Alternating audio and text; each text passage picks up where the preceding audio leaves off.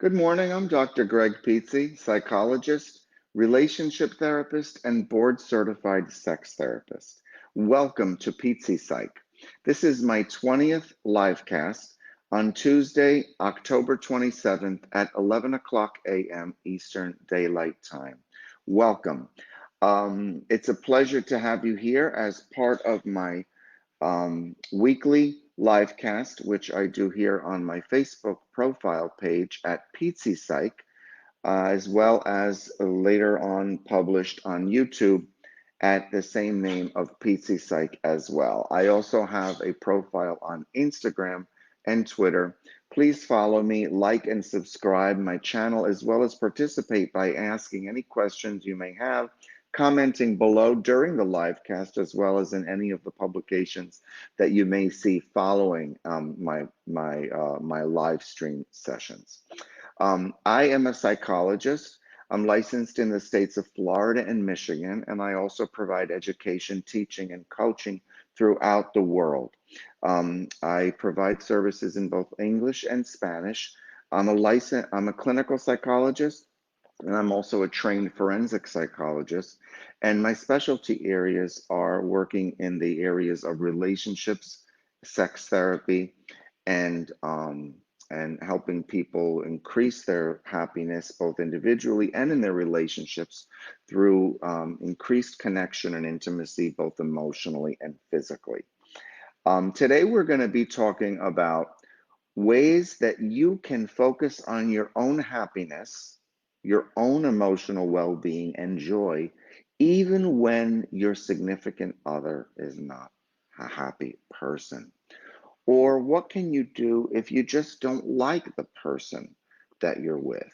Or if the person that you live with, or if the person you're in an emotionally close relationship with just isn't very available to you on an emotional level, or just isn't really enjoying life, but you want to enjoy life. How you can be happy and make the best of your time on this planet, even when your spouse or your partner or your boyfriend or girlfriend or significant other, or even another close person that means a lot to you, is struggling and is unhappy or just chooses to be negative.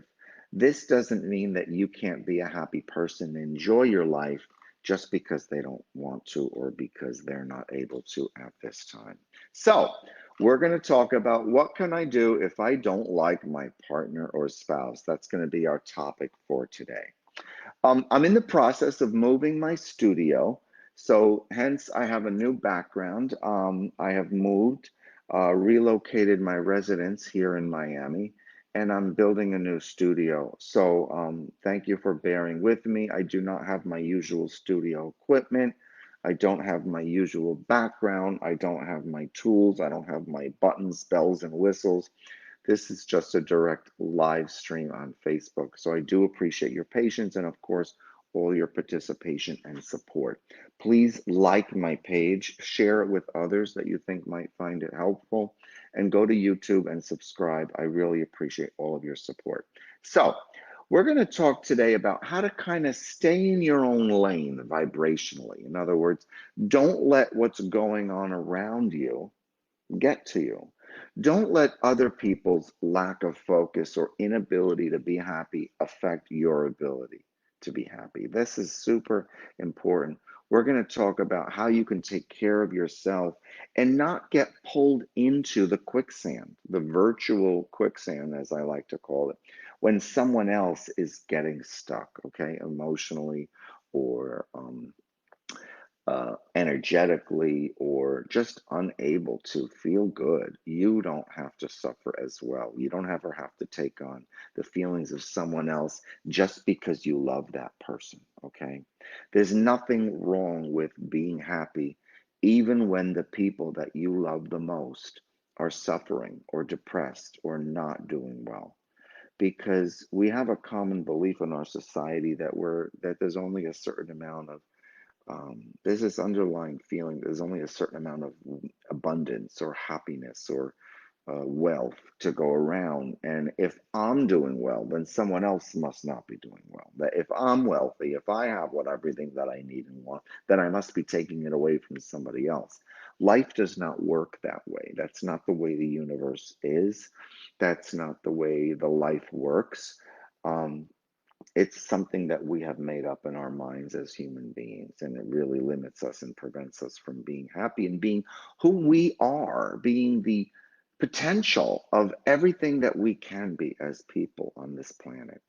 The universe is designed for each and every one of us to have everything that it has in store for us. We were born to be happy.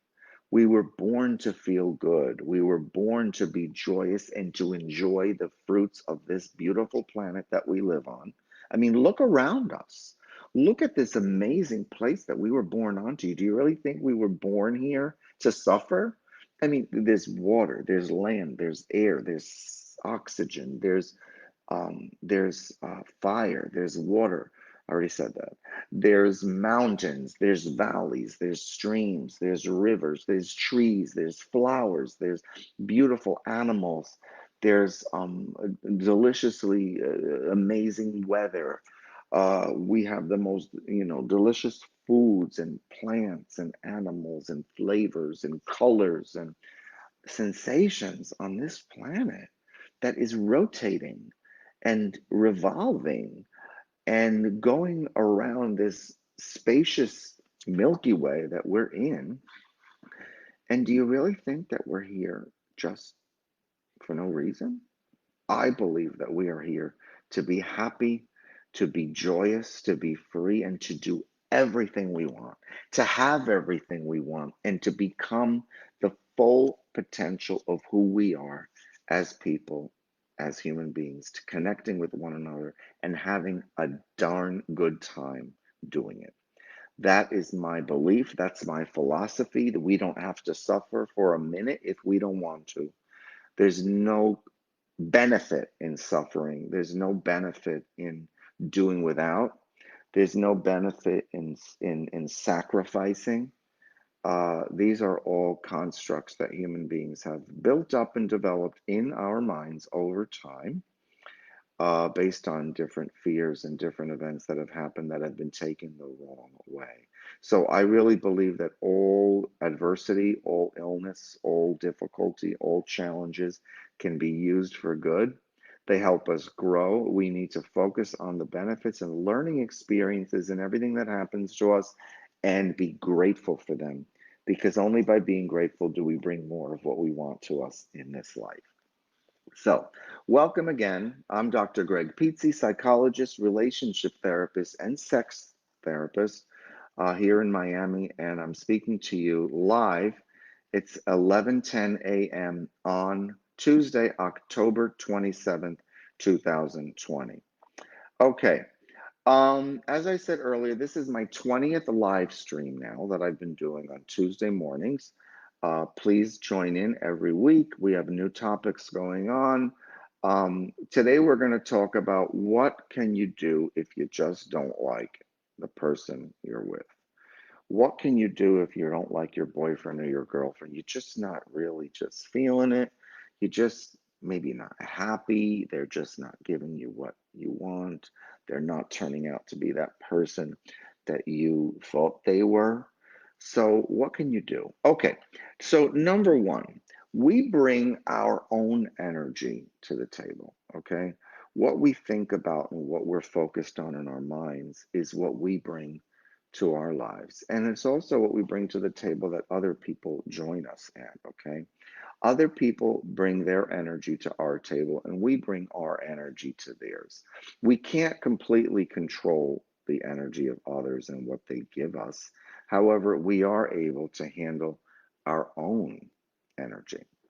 But what happens when we fall into a rut, or we encounter ourselves always thinking negatively or taking the pessimistic view on things? Or what happens when the person that we're with, that we maybe live with, or that we depend on for our daily activities, What if this person falls into a rut and just can only think about what's going wrong, only thinks about, um, you know, the negative, unpleasant things in life? First of all, keep in mind that you're always responsible for what's going on in your own mind and your own thoughts and your own feelings. We are each responsible for our own happiness. Nobody else can make you happy or take away your happiness, no matter what they do or say. And nothing that happens around us, or the weather, or a falling building, or getting fired from a job, or illness, or somebody else's illness, or even somebody putting a gun to your head. Even somebody putting a gun to your head does not have control over the way you feel, because you and only you can choose the thoughts that you state to yourself. Thoughts are comments and conversations we have with ourselves in our minds. Okay, that's what a thought is. It's called a cognition. And we feel based on what we talk to ourselves about. Our thoughts, what we say to ourselves on a daily basis, repetitively over and over, lead to the feelings that we feel. So we are in charge and we are responsible for the way we feel at any given moment. Now, does that mean that sometimes we don't falter? Does that mean sometimes something doesn't happen that might knock us into a wave of negativity or fear or anger? No, of course not. Things happen, somebody might crash into us in traffic, or somebody might say something really mean and insensitive, or we might fall and trip and fall down the steps, or accidentally slam your finger in the car door, or burn yourself when you're cooking, or cut yourself with a knife, or accidents happen, things happen, life happens, as they say, shit happens. Of course, we're human, we have feelings. If we get thrown off by something that's going on, we can help that.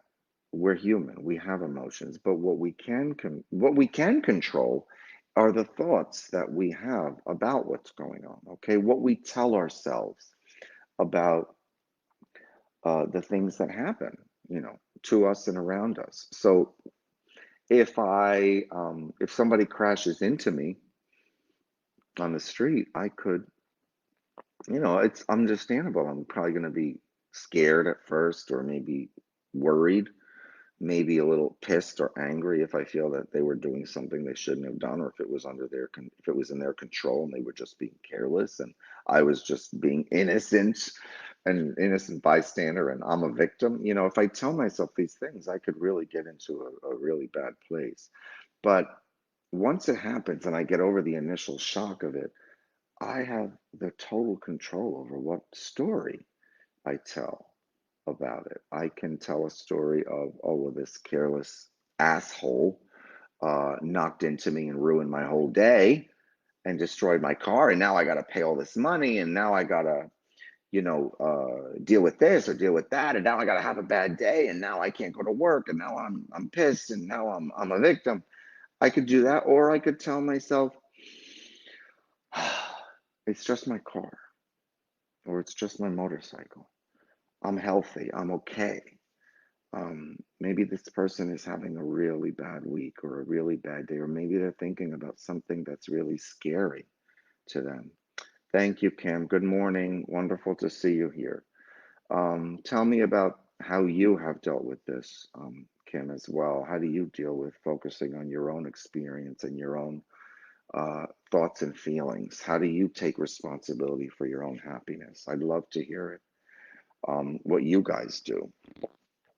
So we tell ourselves the story that we want to play out. And as we tell the story, that's how our life plays out. It's really that simple.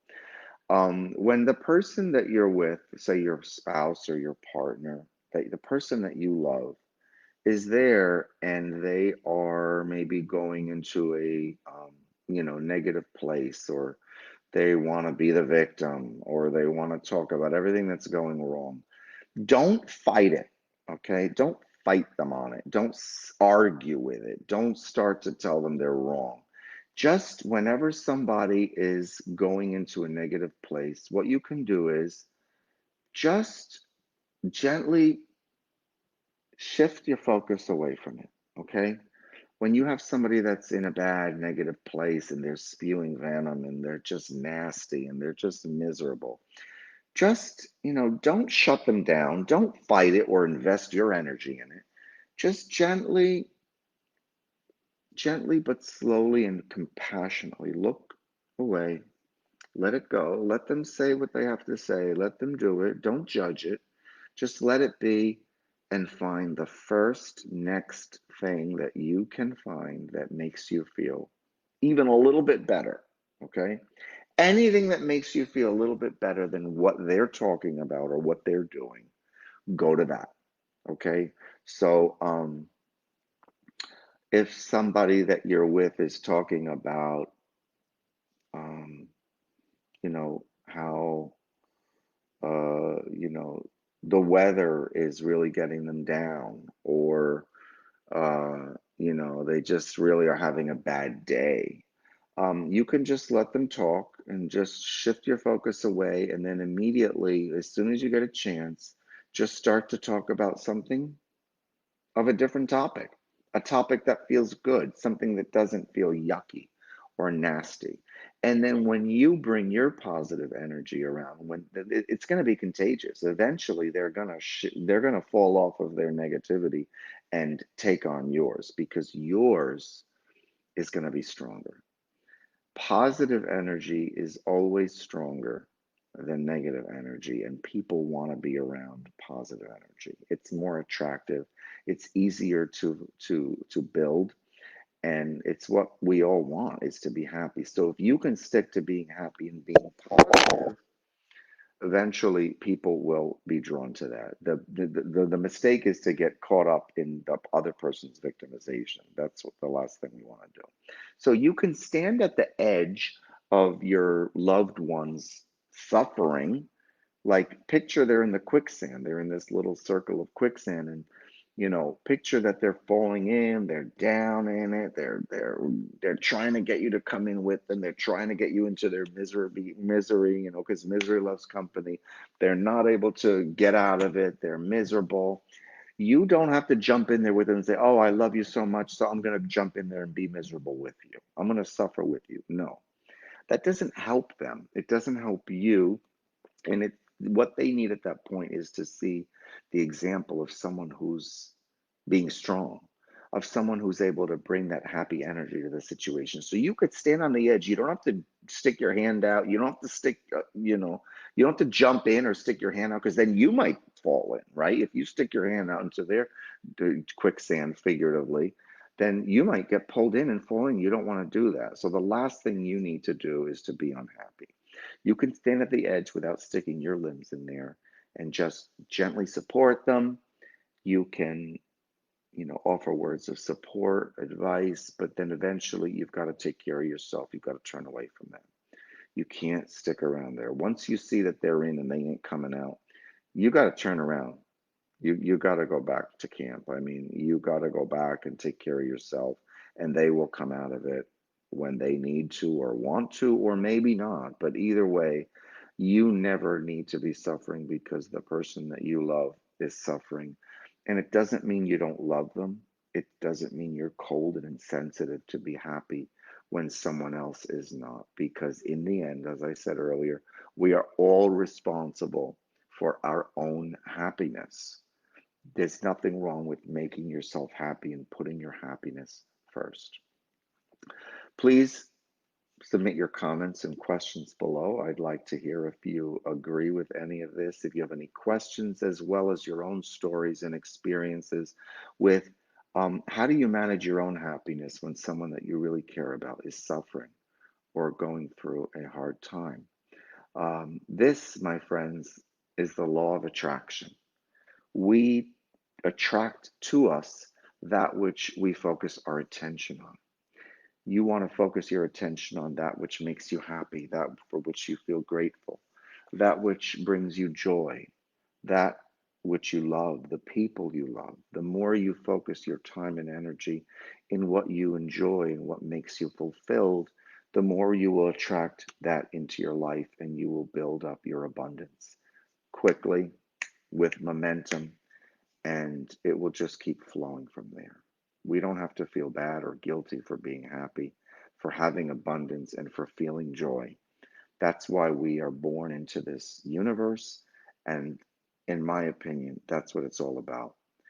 Um, Focusing on ourselves and taking care of ourselves so that we can be the best version of ourselves to offer to others in love, gratitude, and authenticity. Thank you for listening today. Thank you for participating. Kim, you're wonderful. I look forward to seeing all of you every Tuesday morning. This is Dr. Gregg Pizzi, psychologist. My page here on Facebook and YouTube are called PizziPSYC. Also, please check out my profiles on Instagram and Twitter. I wish you all a wonderful, happy, and healthy week. Take care and see you soon.